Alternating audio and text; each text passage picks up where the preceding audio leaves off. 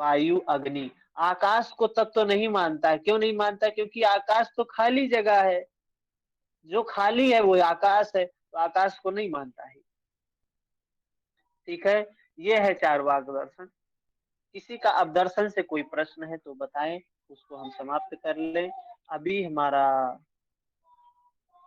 दर्शन यहाँ पे समाप्त होगा। षड दर्शन पूरी तरीके से समाप्त। षड दर्शन का रिवीजन संभव नहीं है अब, क्योंकि एग्जाम भी हमारे, अब हमारा एग्जाम एक महीना, पूरा पूरा एक महीना बचा हुआ है ना। Okay sir. सर सर ये जी चारवाक के जो ऋषि बृहस्पति बताए गए हैं, तो ये बृहस्पति ऋषि तो हो नहीं सकते, कोई सामान्य मनुष्य ही हो सकता है जो ऐसी सोच रखते हैं। नहीं नहीं, सामान्य मनुष्य ऐसा सोच रख ही नहीं सकता है, ऐसा काम कर ही नहीं सकता। वो भी ऋषि ही थे, बस उनका सोच ये था, वो उनका सोचने का तरीका अलग था, दर्शन उनका देखने का तरीका अलग था, नजरिया अलग था, तो उन्होंने लेकिन ऐसा दर्शन दे दिया। खाओ पियो मौज करो वाला, ऋण लेके घी पियो वाली सोच तो आम व्यक्ति की हो सकती है सर। हाँ बात सही है, लेकिन होती है आम व्यक्ति की, लेकिन तभी तो आम व्यक्ति को ऐसे सट दर्शन में शामिल नहीं कर सकते। वो कोई महान व्यक्ति तो होगा, उसने कुछ प्रमाण दिए होंगे, तभी उसको जगह मिली ना। अगर उसको जगह मिली, इतने वेद उपनिषद इतने दर्शन होने के बावजूद भी उसको शामिल किया गया, तो कुछ ना कुछ उसके बात में दम तो था ही, कि उसको शरण जगह मिली, वेदों के तुल्य बैठने का स्थान मिला, तो कुछ न कुछ तो बात। एक कहानी हमने आपको बताया था कि गांव में दो व्यक्ति थे।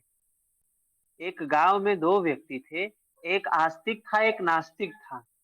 एक चार्वाकवादी था, एक ईश्वरवादी था, आस्तिक था। तो हुआ क्या कि गांव वाले परेशान हो गए दोनों से। एक एक चाहता था सभी गांव वाले ईश्वर को माने, वेद को माने। एक चाहता था कोई किसी को ना माने, सिर्फ खाए पिए मौज करे, आराम करे, ये जिंदगी फिर थोड़ी मिलेगी। तो गांव वाले एकदम परेशान हो गए उन दोनों के बहस से। वो दोनों कभी किसी को कन्विंस करते, कभी किसी को कन्विंस करते। होता भी यही है कि हम जैसे जिससे जुड़े होते हैं, हम लोगों को उससे उसका वकील बन जाते हैं कि भाई ऐसा करो, अच्छा आदमी है, ये करना वो करना है। हम उसको चाहते हैं कि ये भी वहीं जुड़ जाए जहां मैं जुड़ा हूँ, जिसको मैं मानता हूँ ये भी उसी को मानने लगे। तो वैसे ही वो दोनों करते थे। तो गांव वालों ने एक तरकीब निकाली कि भाई ऐसा करो कि तुम दोनों लोग गांव वालों के सामने बैठ के आपस में बहस कर, तुम दोनों लोग आपस में बैठ के एक चर्चा परिचर्चा कर लो, और तर्क वितर्क करके उसमें जो जीतेगा, दोनों लोगों में से जो जीतेगा, वही गांव वाले पूरे एक मत से सभी उसी की फिलॉसफी को, उसी के विचार को मानने लगे। तो उन दोनों ने कहा ठीक है भाई। तो क्या हुआ, दोनों बैठे शाम को पूरे गांव की मीटिंग हुई, और गांव वालों के सामने उनका रखा गया, आसन लगाया गया, और बैठ गए। दोनों अपना तर्क वितर्क करते करते करते करते क्या होता है, सुबह होती है तो फैसला होता है क्या, कि जो आस्तिक था वो नास्तिक हो गया, जो नास्तिक था वो आस्तिक हो गया। जो खाओ पियो मौज करो वाला फिलॉसफी समझाता था गांव वालों को, अब वो ईश्वर में इतना उसने प्रमाण दिया दूसरे ने, और इसने इतना प्रमाण दे दिया कि वो बदल गया और ये बदल गया। गांव वालों की समस्या वैसे की वैसे बनी रही, फिर दो पैदा हो गए। तो कुछ ना कुछ उसमें बात तो रही होगी, तभी उसको स्थान मिला गया। हम लोग क्यों नहीं कोई चीज कह दें और ऐसे शामिल हो जाता। तो उनमें कुछ ना कुछ तर्क तो था ही। तो गांव वाले फिर उसी समस्या से उलझ गए कि अब जो नास्तिक था वो आस्तिकता की बात करने लगा, और जो आस्तिक था वो नास्तिक हो गया, वो ईश्वर को नहीं मानने लगा। तो ये चीजें हैं, हमको सिर्फ इतना ही जानना है, चारवाक चारवाक की फिलोसफी क्या कहती है। ये सिर्फ तत्ववादी है, तत्व को मानती है। और इसका उद्देश्य क्या है, खाओ पियो मौज करो का उद्देश्य है। चार तत्व हैं, बस इतनी ही बात है। चारवाक चार तत्व का है। ठीक है, तो हमारा नमस्ते दर्शन सर। समाप्त हुआ ना, सभी को समझ में आया। सर 4 वाक्य 4 तो दोबारा बोलिए सर थोड़ा। हाँ, पृथ्वी तत्व, जल तत्व, वायु तत्व, अग्नि तत्व, वही 5 में से एक नहीं है इसके, आकाश नहीं है, बाकी सारे तत्व हैं। नमस्ते सर। हाँ, मनीष जी। सर बेटा, जैन दर्शन में आपने धर्म बताए ना, तो उसमें व्याम हाँ, का अर्थ क्या होता है? व्यायाम का मतलब क्या है? इसमें जो व्यायाम बोला गया है, वो सम्यक व्यायाम उसमें भी बोला गया है बौद्ध दर्शन में। जो एक अंग है, क्या है?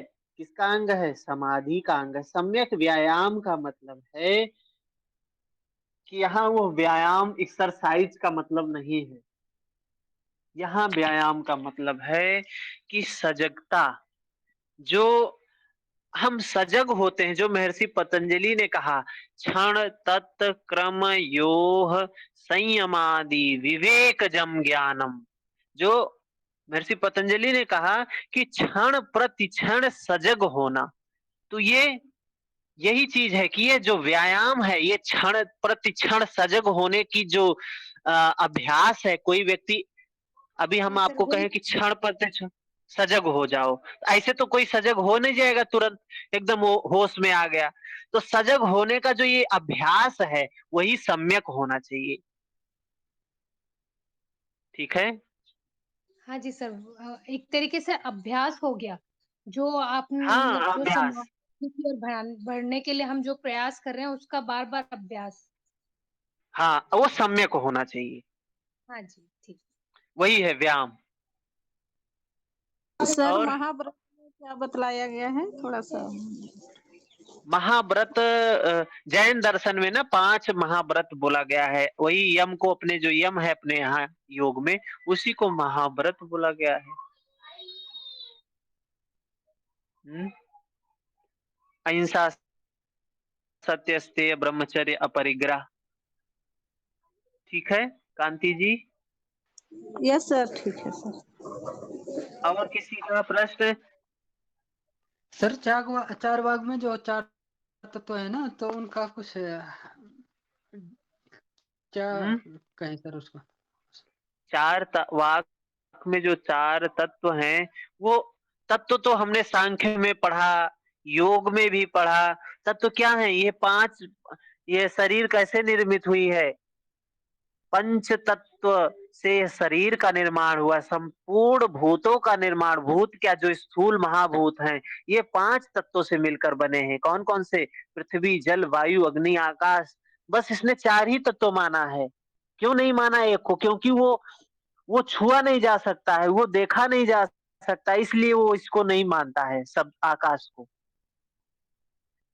क्योंकि वो क्योंकि वो प्रत्यक्ष को प्रत्यक्ष सिर्फ, को मानता है। हाँ, क्योंकि वो प्रत्यक्ष को मानता है, इसलिए वो इसको नहीं मान रहा है। ठीक है। ठीक है सर। सर जैसे ये पतंजलि में जो अष्टांग अष्टांग योग बोला जाता है ना, और इसमें अष्टांग मार्ग बोला अष्ट जाता है अष्टमग, बौद्ध। हाँ, वहाँ अष्टांग योग